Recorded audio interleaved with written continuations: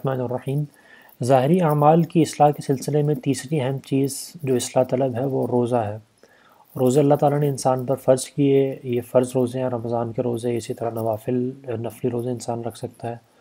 اور اس کے فضائل بہت زیادہ ہیں۔ حدیث میں آتا ہے کہ اللہ تعالیٰ نے فرمایا، حدیث قدسی ہے یعنی، کہ ہر نیکی کا 10 گنا سے 700 گنا تک نامہ اعمال میں ثواب لکھا جاتا ہے، مگر روزہ خاص میرا ہی ہے اور میں خود ہی اس کا صلہ جو چاہوں گا دوں گا۔ رسول اللہ صلی اللہ علیہ وسلم نے فرمایا کہ ہر شے کا ایک دروازہ ہوتا ہے اور عبادات کا دروازہ روزہ ہے۔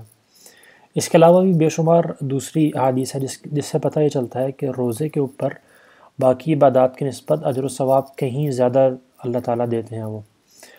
اب سوال یہ کہ اس اللہ تعالیٰ جو اس قدر زیادہ اجر و ثواب دیتے ہیں اس کی وجہ کیا ہے، یعنی کثیر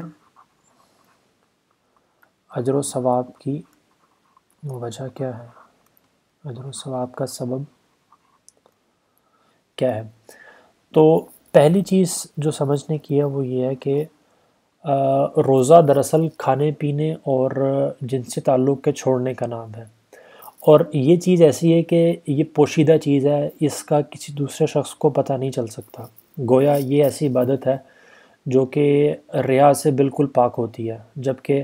نماز، تلاوت، زکوٰۃ، حج یہ چیزیں ایسی ہیں کہ جس سے دوسرے لوگ واقف ہو سکتے ہیں، وہ عبادات کرتے ہوئے دوسرے لوگ اس کو دیکھ سکتے ہیں،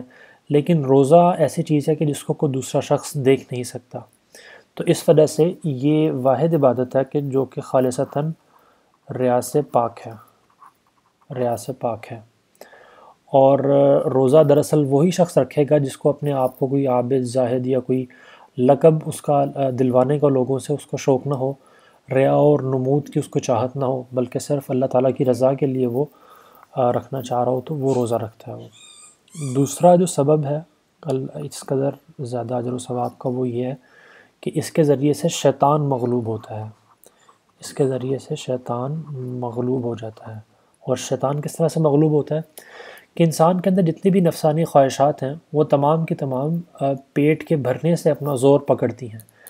اور شیطان انہی خواہشات کو واسطہ بنا کر مسلمان کا شکار کرتا ہے۔ یعنی پیٹ ایسی چیز ہے کہ جس کی وجہ سے انسان شیطان کے سامنے مغلوب ہو جاتا ہے، لیکن روزہ کے اندر چونکہ انسان بھوکا رہتا ہے اور تمام خواہشات اور اس کی نفسانی جو خواہشات ہیں وہ کمزور پڑ جاتی ہیں، اس وجہ سے شیطان مجبور اور بے دست و پا ہو جاتا ہے۔ اسی وجہ سے رسول اللہ صلی اللہ علیہ وسلم رسول اللہ صلی اللہ علیہ وسلم نے فرمایا